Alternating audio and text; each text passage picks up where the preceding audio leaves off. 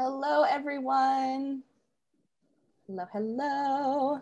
Thank you for joining us. This is going to be a rich conversation, so I am going to do housekeeping really, really quickly. Thanks for joining us. This is day four of our new grad boot camp. I'm so excited for the conversation that we're going to have. This group came together really organically, and they've really crafted and shaped this event. And I'm really excited to have this conversation with our new grads and our alumni that are joining us as part of the larger community. But without further ado, I would love to begin by introducing our panelists. I would love for y'all to give just a brief summary of who you are, what you do. I'm going to start with Melissa. You're on my right or left? Left. Okay, hello everyone. My name is Melissa Myatt, and I am from the class of 2013. I was a voice principal and a music education major while at Berklee, and I've taught inside and outside of the classroom. Right now, I work for NAMI Urban Los Angeles. You can see the logo in my background,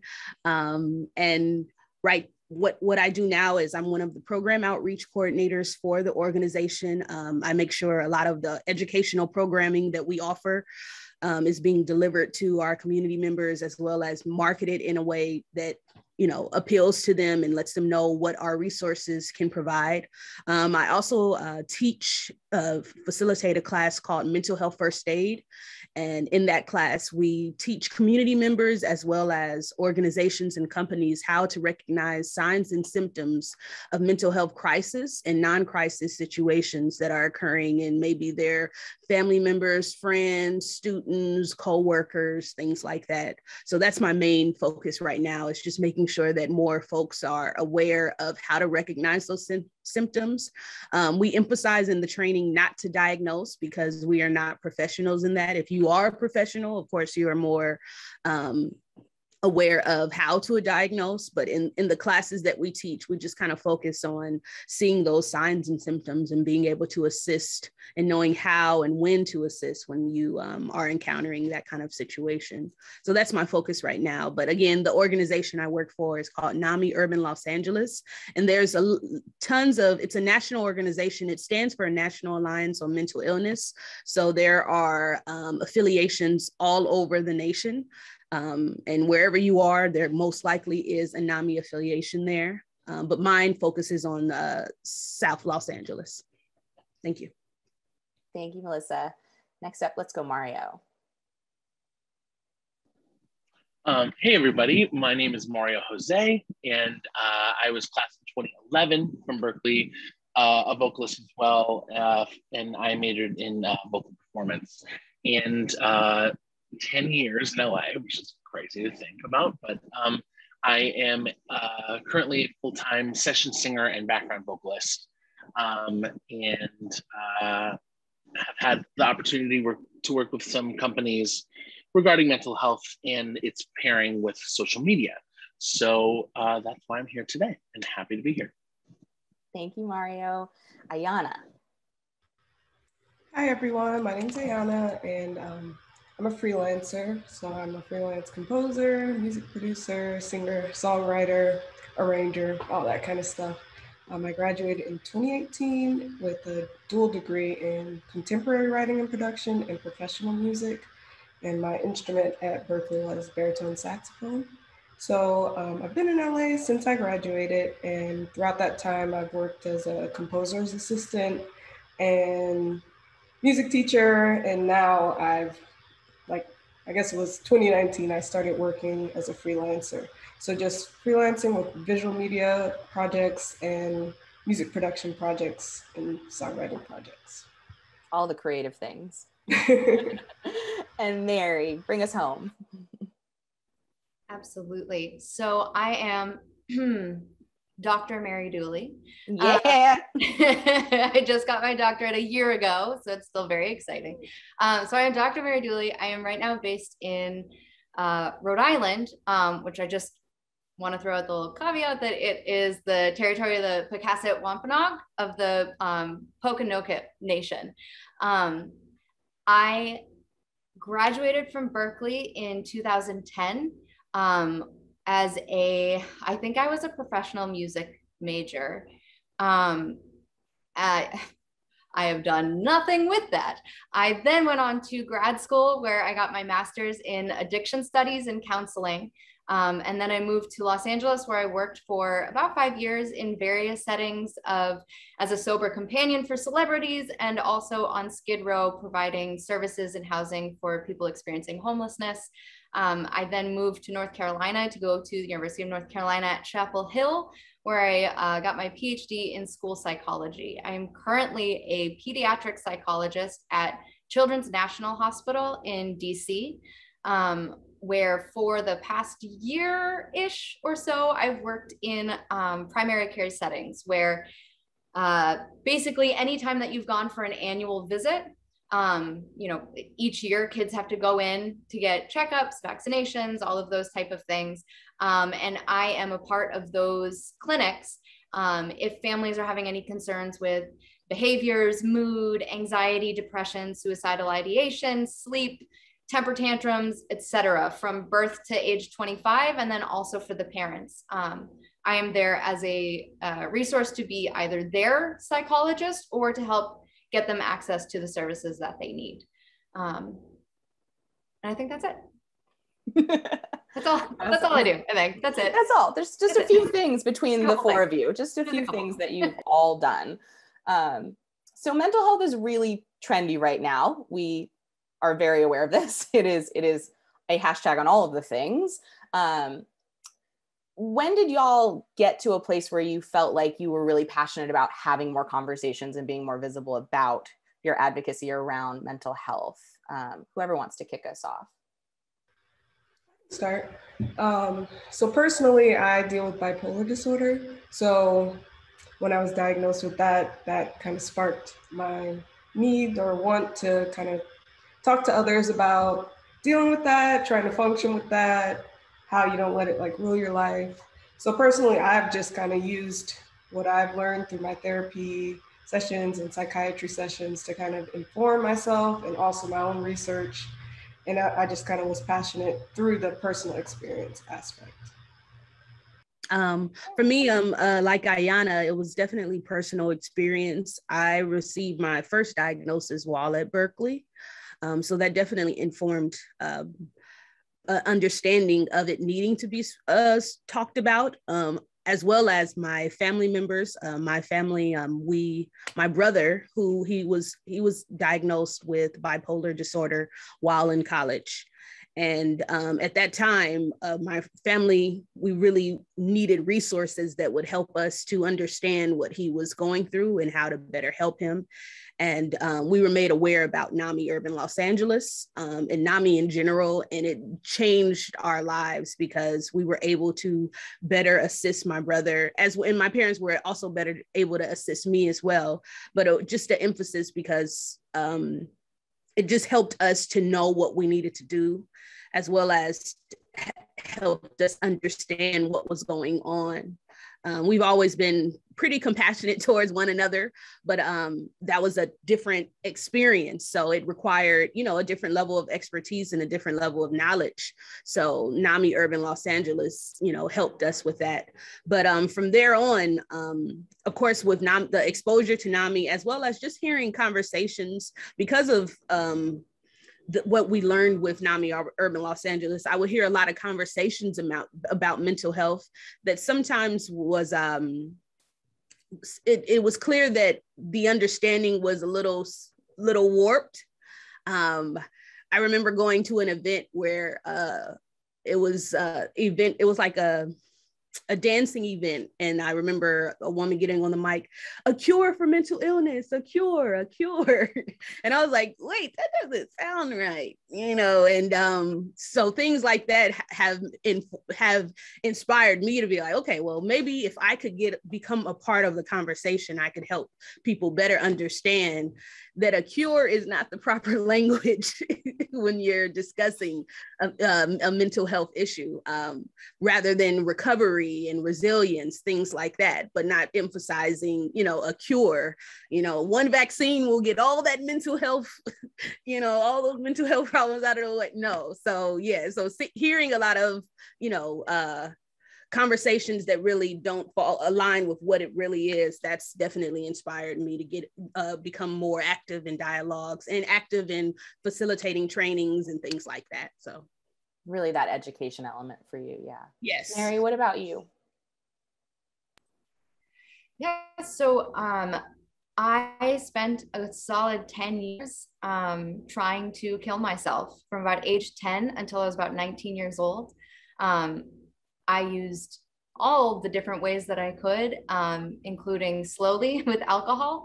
And my last suicide attempt in 2004, when I was 19, I ended up breaking my back and having to have major back surgery where there were rods put in my spine and bone marrow taken out of my hips and a rib removed for bone marrow. Donna was actually there for my second back surgery when I had the rib removed and came and visited me in the hospital, which was wonderful. And when I was in the hospital after my first back surgery, I had said to my mom at the time, like, I can't do this anymore. Like, the next time I drink or do drugs, the next time I do something like this, like, I am going to kill myself. I need help. And I had been asking for help. I had been asking to go and see a therapist for a really long time and had been told that I was attention seeking and being dramatic and over the top and all of that type of stuff. It was very important for my family that we keep the outside looking a particular way, and whatever chaos is going on inside, we just repress that. And we just make sure that we're presenting appropriately. And once I went to rehab, I realized that that was a bunch of bull and needed to be more vocal about things and needed to speak my truth and speak my mind about things. And so it became very easy for me to be able to say to somebody, to say to a huge group of people, like, oh, I have tried to kill myself. Like, this was my last, talk about those things very openly as if I'm talking about my cup of coffee this morning, because I think it's really important for all of these things to be normalized, to be understanding that these things happen at all ages. And so that's really what pushed me to do the things that I'm doing, is that throughout the years in my career, I have seen where the disparities are in mental health, in education, in health disparities, just in general, between class, race, location, all across every spectrum. And so my goal has really been to not only get more awareness out and do that education piece and be talking to people about what this can look like, what disorders can look like, and what mental illness can look like. But also, how do we make services equitable? How do we make a whole new table that people can come to? How do we get people the services that they need? Awesome. Mario, for you, what was your journey? Yeah, first of all, this is incredible, and I'm like, the panel of people's stories that is, it's an honor to be a part of this. My personal thing, to echo everybody, really started personally 2 years into living in LA. I was diagnosed with depression, felt like had no sense of community, or everything that they warned us about in Los Angeles really came to light. Like, everyone's very Hollywood, there is no one that really has your back. That makes you feel like a very lonely place. So I got to a point where I was just like, I know I need help. And so I reached out to my family and started my process of getting the help that I needed. And then when I returned to LA after a couple months, I made it a goal to openly talk about it and really make sure to find a sense of community, not only for myself, but for my peers. And I think that is just super, super important, especially in a city that is known for being not the best place for your mental health. So yeah, that journey for the past 10 years has been a crazy one, but a great one. Awesome. Melissa, I want to start with you for this. You speak really specifically about the difference between like mental health versus like the normal human angst that we all Carrie, I don't think it's radical to say that our lives are stressful. All of our lives are stressful, especially y'all's creative lives are very stressful. Can you speak a little bit more about that context between like, you know, anxiety is like a normalized thing. How do we know mental illness versus like angst? Well, I think for one, I think the emphasis on mental health. For one, mental health to me is like the umbrella under which all of both positive and negative conditions of the brain and mind fall under. So I think it's really important that we understand that mental illness is within that umbrella. And therefore, there are symptoms within our lives that could lead to mental illness. But every symptom that we have within our lives isn't exactly mental illness. So to me, there's a very clear distinction there. And I feel like we do both ourselves and people who are actually diagnosed a disservice when we don't understand what those distinctions are. I know for me, when I first received my diagnosis of depression and anxiety, I had been functioning as my first therapist explained to me while I was at Berklee. It was in the student center that I found the best to this day. He has been the best therapist I've ever had in my life. I've always looked to replicate what he was able to do for me. But at that time, I remember him explaining to me that I was high functioning. And that was why a lot of what I was doing, I was thinking was just the normal experience, things like that. And I wasn't able to make a distinction between the fact that I had fallen into the mental illness category. So all that time I had been functioning, thinking that I was just experiencing normal anxiety, but really I was tipping the scale with that. I was going beyond that. So I think so that means years of my not being properly treated. So I think it's really important that we understand those distinctions because it can lead to us prolonging the treatment we need or, partaking in treatment that we may not need. You may not necessarily need medication because a lot of therapists, in some cases, I'm not blanketing all therapists, but in some cases, they're going to, what you say, the symptoms that you're expressing, most likely they're going to go based off of that. So they'll probably, psychiatrists may offer you something that, based off of the symptoms you said, not exactly what you've been, not exactly a true test or verifying necessarily. So I think it's very important for us to understand those differences, especially when it comes down to our careers. There's a big difference between burnout and depression, although they can feel very similar. Burnout is something that over the weekend, you no longer experience that. While depression is something that no matter, even if you get that break that you need, you can still feel overwhelmed by your life circumstances. So I think it's just and then just to emphasize the fact that there are a lot of people out there who have been, professionally diagnosed. And to me, I've experienced peers of mine saying they had the same diagnosis as someone I knew actually had the diagnosis. It's like, wait, no, you just had a bad day. And you don't want to minimize what that person is feeling, but at the same time, you want, they're just like you don't want to misdiagnose physical health. Any physical illness, you don't want to misdiagnose that. I think it's just very important that we understand those distinctions so that we can, better assist ourselves as well as, better help other people who may be experiencing the same thing. So to me, that's, and I think the reason why it's so confusing is because our lives are so stressful. We're constantly stimulated by everything that we see. I mean, some days I just go through Vice News videos like that, like just back and forth. And that, if you watch Vice, that's like you're literally traveling through every country and every state, finding out this issue's here, hacking is going on here, the far right is here. So there's all these stimulants. So it's hard to make those distinctions, but I still think it's important to do so because that'll help us to better help ourselves as well as the people around us. And that's something that the class that I teach, Mental Health First Aid, is recognizing signs and symptoms because sometimes there's a crisis situation, sometimes it's a non-crisis situation. And as you know, as a friend, you're going to want to be able to help your friends better. As a coworker, you're going to want to be able to help your coworkers out better. But those distinctions do need to be made so that you can do that more effectively. So that's why, to me, it's an important point to, you know, to understand. Mary, I'm going to go to you. This is a good segue. Like we talked about, this feels very trendy right now.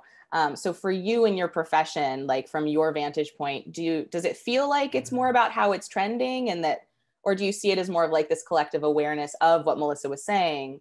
You know, the world is stressful, things are a little bit heightened, and we are stimulated by everything all of the time.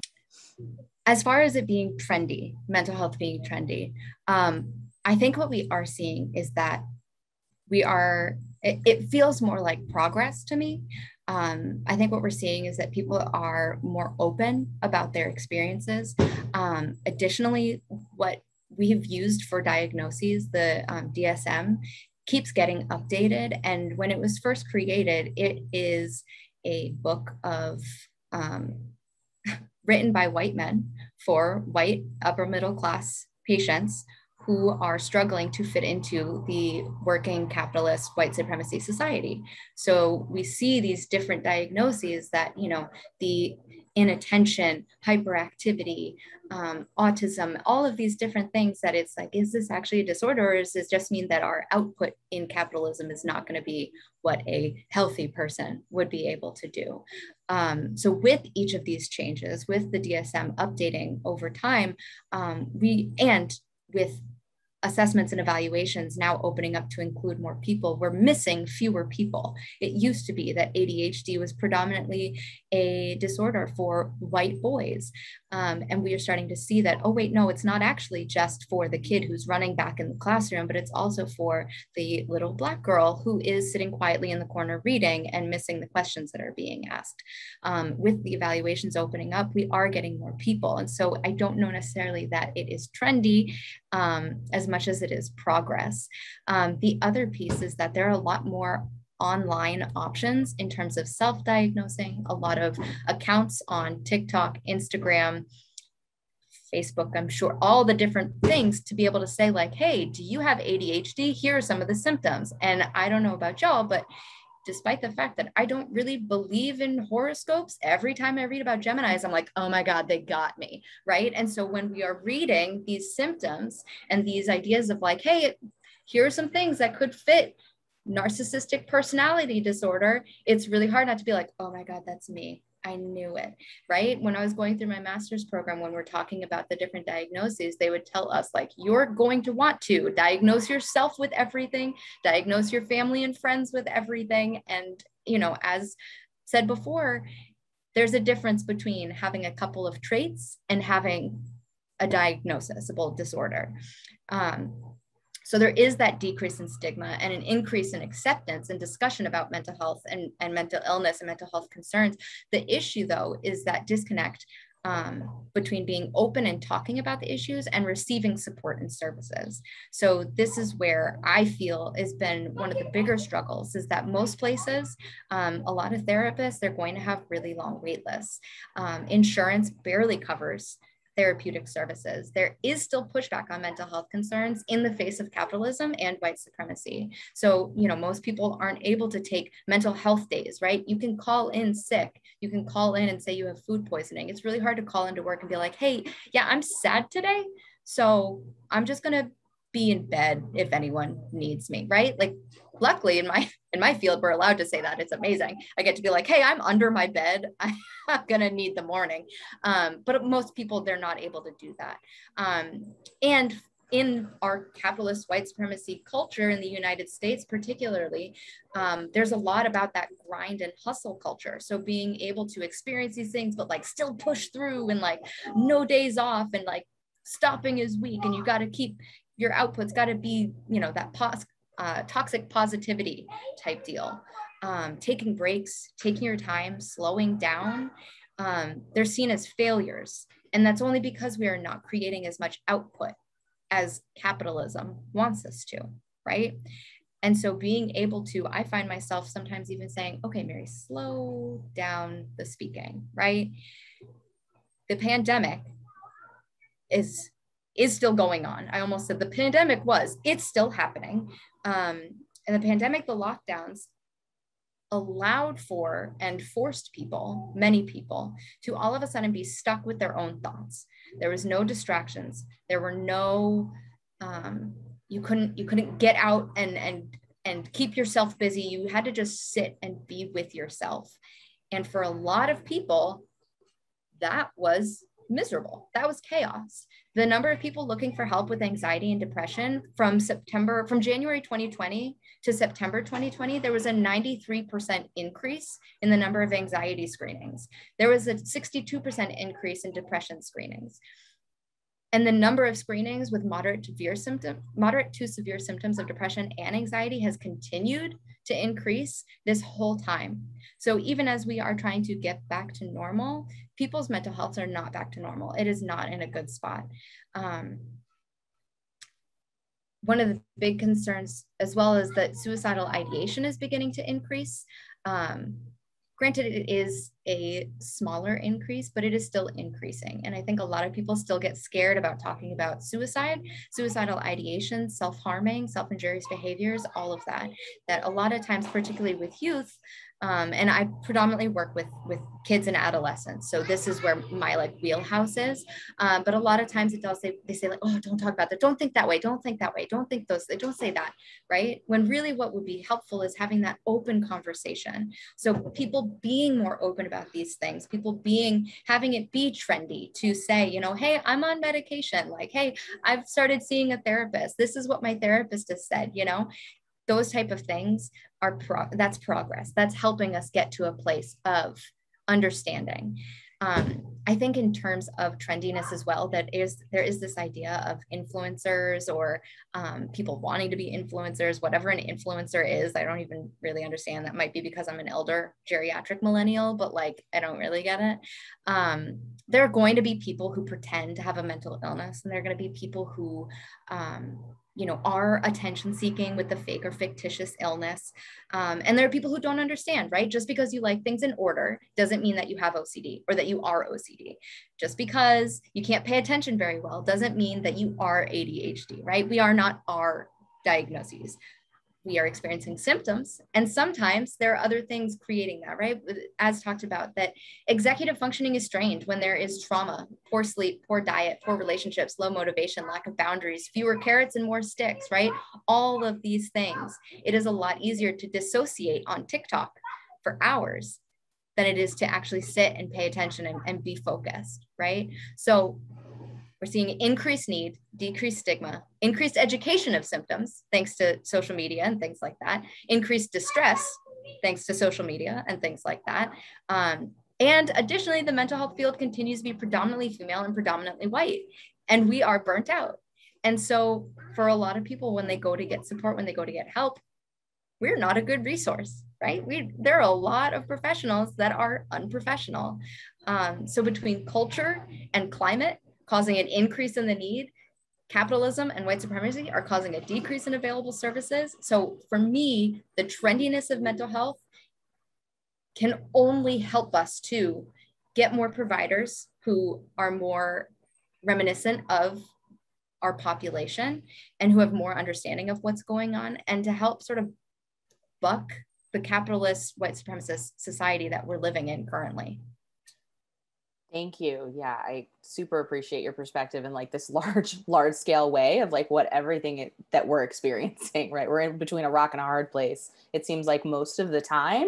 I want to sort of pose this question to everyone. But just like Mary said, this awareness, right? Just having it be talked about day to day. Sometimes a stranger on TikTok can say something in a way where you're oh, not only do I have my diagnoses, but it actually means I have to live differently. And I've had those moments for me where I'm I know I have I have the CPTSD. I know I have it, but I just kind of let it sit there. And then I go through my crazy and things happen and I'm what's going on? But there have been a couple of videos and a couple of things where I've realized oh, it's about me. it's about me, which I don't love. I don't love that it's my responsibility.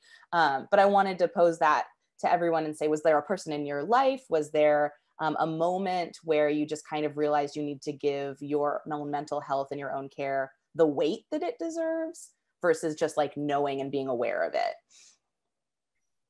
I want to add just off of that. Sorry, I know it was open up to everyone, but I'm just going to keep holding that floor. There was a person that I had worked with at a rehab center who, one of his favorite sayings was, if you always do what you've always done, you'll always get what you always got. And it put it in such a way that it was like, oh, shit, so I have to change. Okay, got it, right? Because it is. And it is this idea that even with, you know, I have really strong coping strategies. I have really strong mental health. I work it out, right? It's like physical health. I work out my mental health. I do these things. And just recently, it became too much. My coping strategies were not working. My sleep was impacted. My diet was bad. Everything was garbage. And I was doing the things that I needed to be doing. I did the things that I knew. And so I said, you know what? I need to add medication. And so I called up a psychiatrist. I got on medication. And it was like, oh, that's what breathing feels like. Okay, right. So it's about recognizing, taking that inventory of ourselves to say, what needs to change? What am I doing that has worked before and isn't working now? What am I doing that has never worked, but I just keep hitting my head up against that wall? How do I make these changes? That's awesome. Melissa, I'm seeing some heavy head nods. Yeah.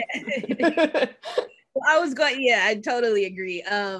And I was going to also, to your question, Donna, I was going to say at Berklee with the therapist, I have asthma, and he explained to me that I needed to take care of my mental health just like I did my asthma. And that brought it home for me because asthma has always been an issue.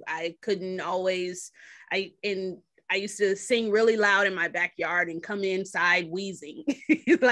And I just knew. So as a child, I just always knew I had to take care of my asthma. I had to take any kind of strenuous exercise, pump, all these, so in my mind, I knew how to address my asthma. So with him equating that with my mental health brought it home for me as to what I needed to do on a daily basis, what I didn't need to do on a daily basis because it was a problem for my mental health, and specifically for my diagnosis. So when he brought that home for me, kind of bringing in the physical aspect and comparing it to the mental, that really helped me to understand what I needed to do for myself.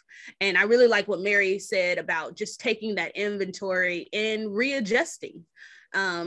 Coping strategies, like, they need to be updated or modified, and it's okay to feel like, because I know for me, sometimes I get upset that the routine I set didn't work, but it's like, it's okay.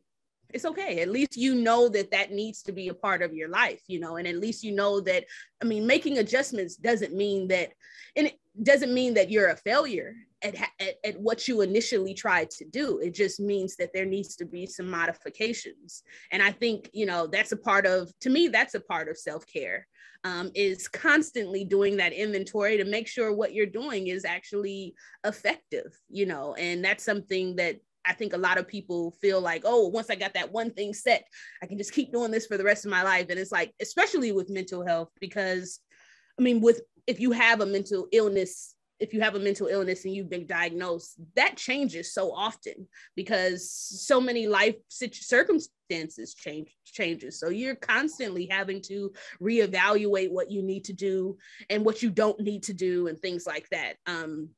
But yeah, I think that adjusting but I would definitely cite my therapist at Berklee explaining that to me. That really brought things home. And I also wanted to just piggyback on what Mary said about the therapist.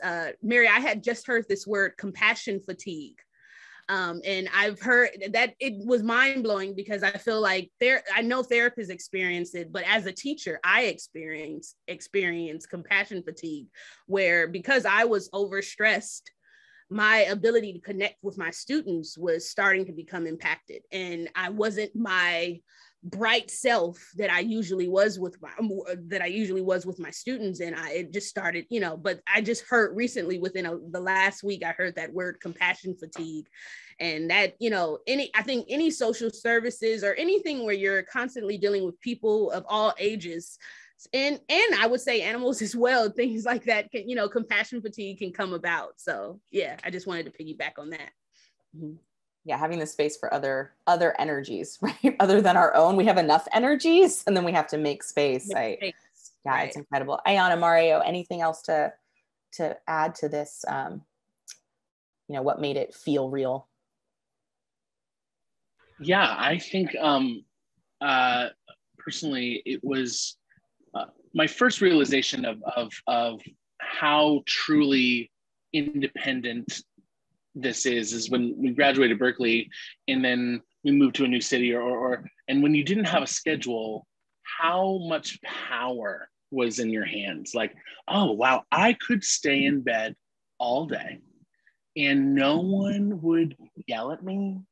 There are no consequences. And at first it was like, I'm a 22-year-old kid in LA. I'm like, wow, like this is cool. And then so that really shifted my perspective in terms of my own independence. And so when this time came, when I was diagnosed in 2013, and I am very, very tight with my parents, and I could see in them, we want to help you. And if we could just press delete and make all your worries go away, they would have. But then I realized that this is on me. This is very much, I realized that there was a problem. I was like, I appreciate you, and I love, and I'm still grateful for the support, but I really need to do the work. And I think that was the catalyst of seeing my loved ones wanting to help, but actually not able to. And then it was like, well, who else can change this but me? It's, they're not going to be the ones physically dragging me out of bed, when they're hundreds of miles away. That is going to have to, whatever I need to do, my coping mechanisms and finding my way of doing it myself. So in terms of that, I think that was my kind of straw that broke the camel's back. And and touching back on what Melissa said, I've never heard someone explain that mental health versus mental illness, and I've always referred to it as my mental health journey, but finding and really calling it what it is. It's like, this is a part of your mental health, and right now it's not well. It's ill. It's and it's a concept that I, even with counselors, haven't really kind of branched. So I'm like, I thank you for putting that in perspective. And for me personally, it's kind of similar to what Mario was saying, like with that no school, no schedule. And if you're not currently employed, you just kind of have to figure out what you're going to do with your day. So for me, I think I need a little structure, or at least some responsibility to not fall into a depression. Because I think when I have too much time to just like think about stuff, I kind of fall more into the depressive side of things. But then the other thing is, since I have bipolar disorder, it's like you have one strong depression side and you go to mania, which is just like you feel like you can do everything, have all the energy in the world. You want to just be social, you want to just do everything. So it's like, you got to kind of make sure you don't go to either of those sides, because when I'm overworked or I'm like super stressed, it kind of could lead to the manic side, which you eventually burn out. It's not going to last forever. So personally, my thing is just trying to find that balance between not working too hard and too much that it's taking a toll on me mentally and physically, and also not being too idle where I'm just like, oh, what do I do? And then I'm depressed. So I know, like, especially for new grads, especially if you don't have a job yet, it can be hard to kind of keep yourself accountable without being too hard on yourself. And also just kind of doing your own personal goals too, to kind of keep you motivated and happy. Because I know work can be fun and it cannot be fun. So it can definitely affect your mental health in that way. So I think for me, my whole thing is just trying to find the balance between working enough and enjoying life enough to where it's not one or the other is taking too much away. Yeah, it really brings home that what we were talking about like taking that inventory, taking that day-to-day inventory, like how are we doing? How are we doing, Donna? How are we doing inside? Mario, you and I met right around the time where you started to be more open about your mental health, specifically around like social media. And then you got some initial outreach from some partnerships. Will you talk about that experience a little bit? I totally will. As we've all mentioned, social media can be a blessing and a curse. And especially as musicians, it is our free marketing tool, and sometimes not free. Like sometimes you pour a lot of money into your social media and all the things. So I've always kind of treated my relationship with social media as an honest and open space. Like it is, really kind of like the highlight reel of life. Like, oh, I did this cool thing. I did this cool thing. I did this cool thing. But also, I've kind of treated like, you know what? I on this tour, I'll be honest, I had a full upper respiratory infection and I felt like I sounded like shit, but I felt like I was, supported by the band. I mean, I've always been just as candid as can be. And from that, I got the application Headspace reached out to me. And it's, if you don't know what the app is, it's a meditation, and these touch on some mental health subjects, but really it's a kind of a geared, what I used it for was a coping technique, and, taking time for ourselves, which was, I feel in our profession, we don't do a lot of. We're like, you get called for a gig and you just show up and you're like, oh yeah, well, actually we're starting rehearsals tomorrow and they're 12 p.m. to 12 a.m. And you're like, oh yes, the opportunity of a gig, of course, I'm there, and then all of your needs are kind of secondary. If it's still second on the list, it's more like seventh or eighth down the list. So like, oh yeah, well, so they reached out and it was they said, we really liked your honesty in your posts. And I was like, oh, okay. And we want to do a partnership. We'll give you a free membership, and they also like paid. So it was like a partnership where there was like income. And I was like, oh, and so like what we're going to do is give you 3 months of you using all of our tools, and then openly and honestly talk about it. And I was like, well, what's there to lose? Like, I mean, I pretty much already talk via my Instagram, like, hey guys, blah, blah, blah. But it turned out to be beneficial just because I treated it beforehand, leading up, like just talking about it, and touching on what Mary said, and your question, Donna, about how it's trendy.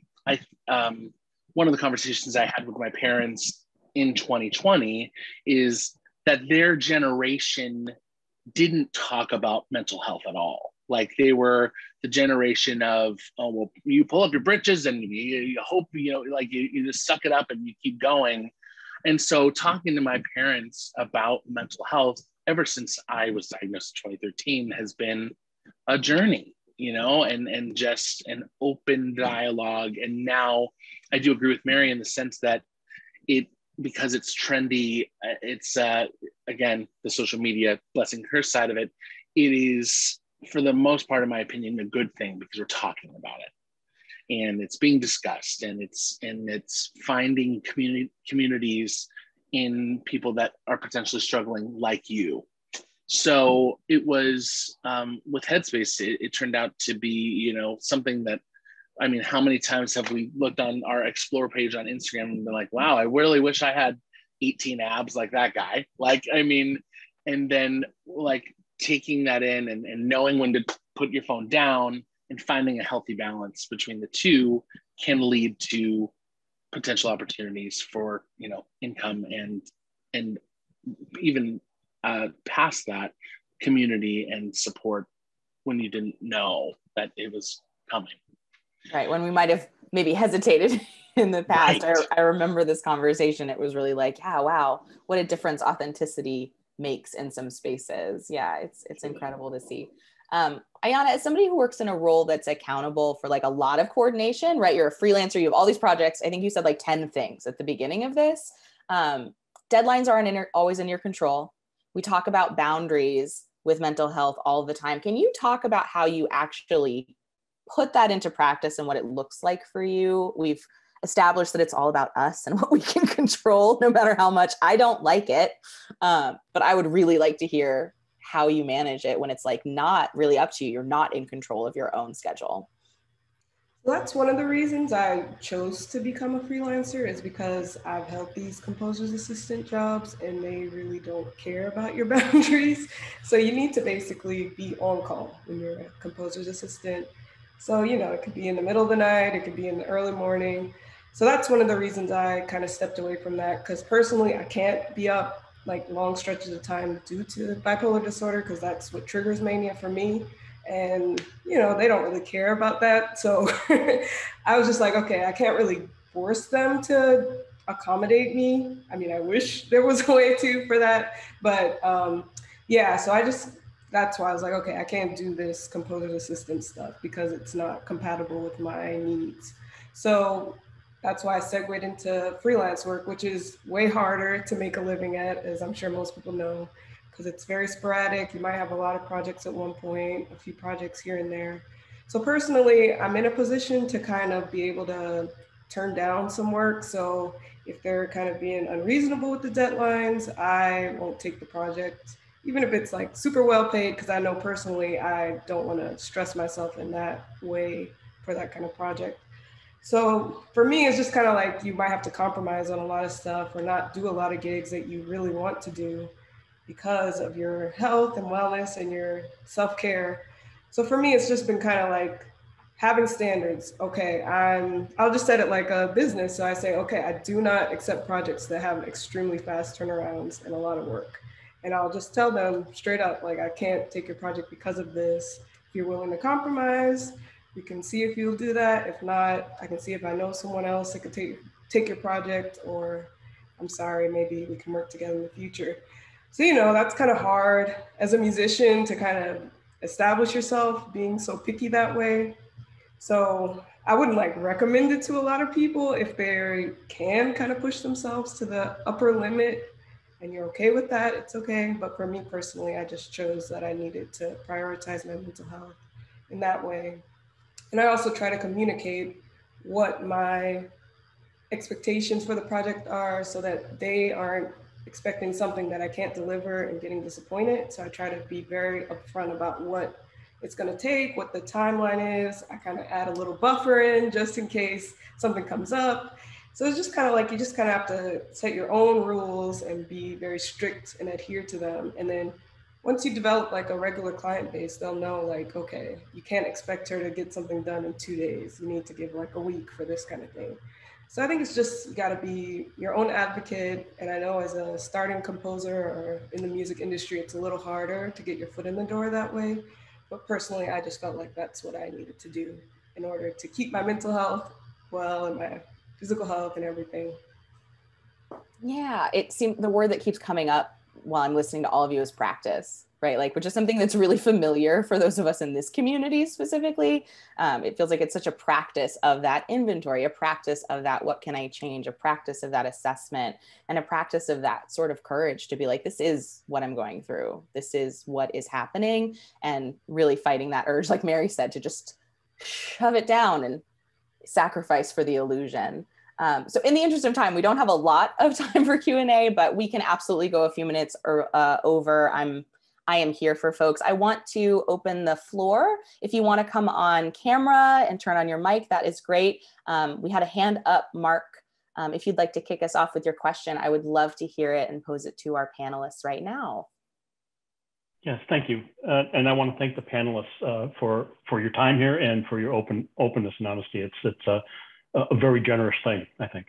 And something, my question is prompted by something that each of the panelists said and has to do essentially with compassion for self. When I got to Berkeley, I was a middle-class white kid from the suburbs. I am now approaching retirement, and I'm an upper middle-class white guy from the suburbs. I recognize and admit that I can never really know what it's like to be a woman in any field, or a person of color, or any of that. The best I can do is to try to be open and talk to people. One of the flip sides of that for me was I recognized that even as an early age, that I had advantages that others did not have. And I used to, I don't know how else to say this, but I tended to use it to club myself. Look at what you had and how miserably you failed at it, even with all those advantages. And I'm wondering if the panelists or anybody else has had a struggle with anything similar to that. Don, I think you earlier in the conversation had talked about, I think you put it in terms of a weight. And for me, part of my path to a better balanced self and recovery was recognizing that situation and my harsh criticism of self. And the weight began to lift. You just said something else, and I'll use that. You talked about practice. The weight for me began to lift when I began to see this day to day as a practice, and not that every day was a performance that I was going to be criticized for, in particular by myself. So really my question's about self-compassion or self-criticism and how one finds the balance in there. Thanks. Thank you, Mark. That's amazing. Go, Melissa, go. Mark, thank you for sharing that. I definitely, I would speak to this in regards to like my brother. We were very close growing up, same opportunities, same resources, things like that. And it's been getting kind of a bit emotional about it, but it's interesting to see, like, for the last 10 years, my brother has been in and out of hospitals. He's been often hospitalized for his bipolar disorder. And in the back of my mind, every time something is working out for me in my life, I'm always thinking about the fact that, wait a minute, we're not doing these things together, or I feel like maybe I had a leg up or things like that. So it's always this constant reminder of, I'm always comparing our lives. And that's something that I noticed, especially when I was at Berklee, because that was when he was at the thick of what he, when he was first coming into what he was dealing with. And it was something that on a daily basis, I had to, like, at first it was like, I would just have to forget about it. I would have to forget about the fact that I felt like I had a certain advantage, and then, just to get through the day. But then I started to realize that was kind of causing me a problem. Like you were saying, I was still clubbing myself and still not feeling I wasn't showing myself that level of compassion. But now I'm at a point in which I acknowledge what those differences are. And part of me now, it's like, well, when he gets well, I'm going to be able to better assist him with what I've been working on. So now it's kind of like I'm looking at the advantages or the things that I'm having, and I'm like, okay, well, now I can help him with what I have, rather than comparing it over, or saying that, so it's like, it's almost kind of like this kind of psyching myself out in a way, but also reminding myself that the advantages that I do have, or that I've been making in my life, or the advances I've been making in my life, will in turn help him at some point when he is in a position to, benefit from it. So that's kind of where my head is at with that now, is that's my way of showing compassion for myself, is understanding that what I am doing can help. In the steps that I'm making, it's not just these selfish steps that I'm making towards my life, but they can impact whoever, but especially my brother, because we were like twins, 1 year apart, all that, we did everything together. We're in bands together and all this kind of stuff. So yeah, so it's kind of like my reminding myself that what I'm doing can assist, and rather than feeling like, oh man, he can't do this. So I don't know if that answered, I hope that touched on what you were saying, at least a little bit, but. But yeah. Very, yeah. I absolutely relate to that as well of my role. I love to be the helper. I want to be able to help people, and it does not help the other person or myself to be admonishing myself for the things that I have that other people don't, particularly if they are things that I have not inherently worked for and received, right? I was born into a family that allowed for me to have many things. If I am sitting back and just thinking, oh gosh, look what I haven't done, like that doesn't help anybody else who was born in any other family. I will say that with the way that my brain works sometimes is that I do get really down on myself. I do start to hate myself. I do start to see myself as being a failure, being not good enough, all of those things. And one of the things that I do and that I recommend also to my clients is, I love making to-do lists. So sometimes I will put things on my to-do list that I have already done that day so that I can cross things off and say like, heck yes, get out of bed, brush your teeth, eat breakfast, killing it, Mary, you're doing it, like all before 9 a.m. Awesome, you're an adult, right?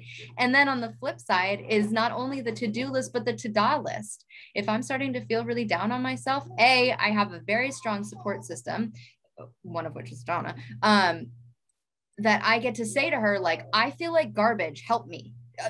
Say good things about me, right? Because she's not a mind reader. She doesn't know what I need. So I will go to my people and I will say, I need you to hype me up real quick. Like, I'm feeling like garbage. Please say nice things about me, right? And if you just ask for it, you receive it. And if they are not available, I write my own to-do list. I write out the things that I have accomplished that day. I write out the things that I'm really proud of, the things that I'm grateful for, and the things that I have that I'm able to give to others. And so that helps sort of shift my mindset from, oh gosh, I had so much stuff and like, what am I even doing with it, right? And instead being like, oh, here are all the things I'm doing with it. And that seems to help me out a lot in the micro and in the macro.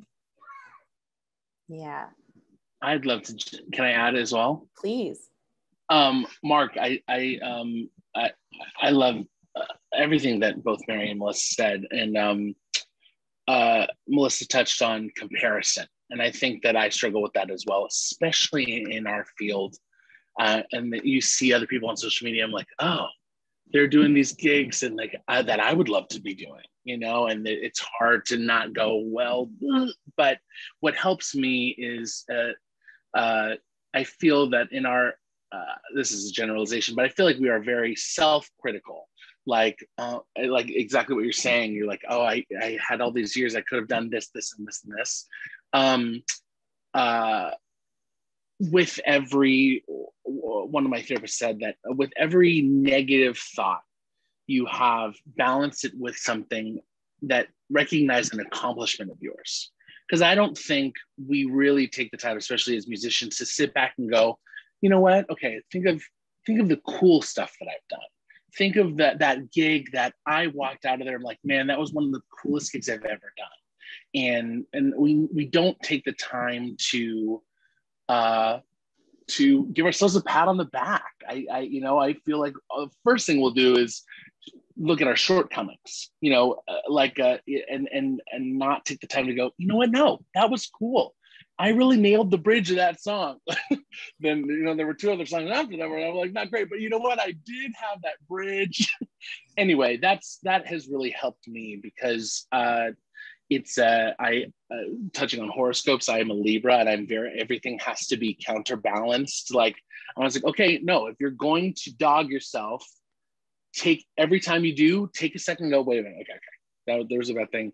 Balance it with a good. And that has really helped. That's been a tactic. That's been a coping mechanism for me because we'll be the first ones to say, like, when someone comes up to you after a gig and like, great job, man. And you're like, all you can think about is like, well, I know you heard me crack, like, or I know you heard me flub that run. Like, it's just, but you kind of just go, okay, thank you, I appreciate it. But the balance has been a really, really good coping tool for me, and hopefully that can help you as well.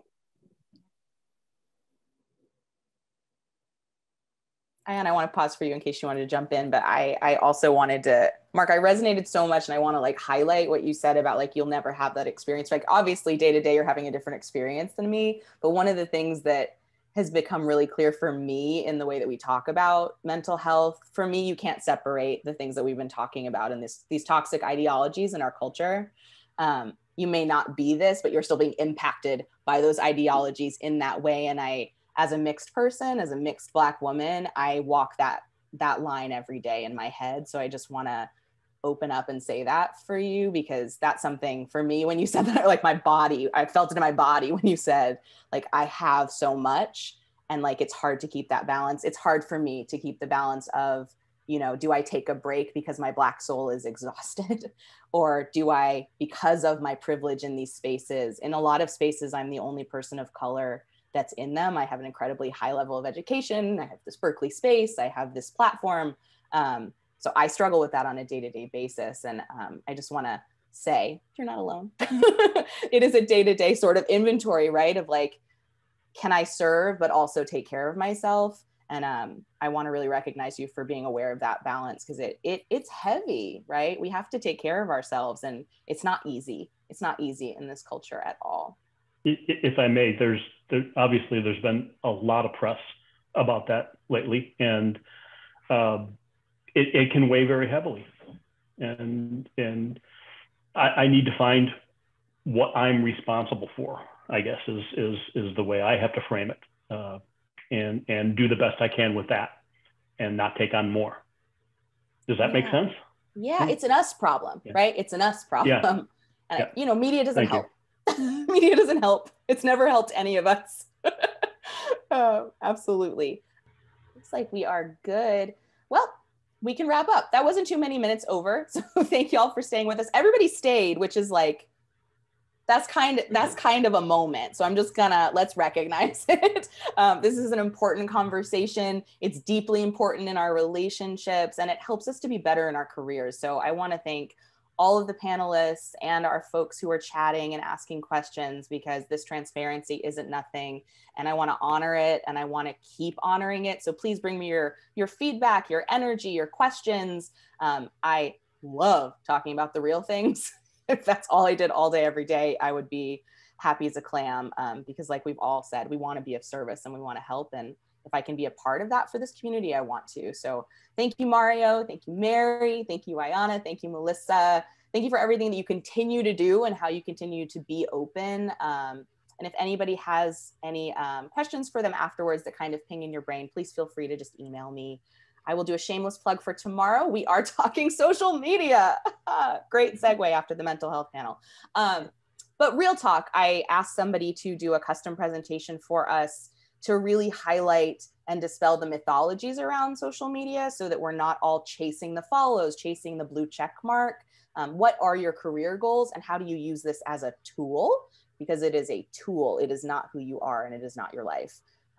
Mario, you spoke to that earlier. It is not that. You can use it as a tool and build it as a part of your business, but you are a human being, and your human spirit and your health matter. So thank you for joining us for this panel. I'm so excited for tomorrow. Please join us. And if not, I'll see you at a next alumni event or in my inbox. Always open. Thank you, everybody.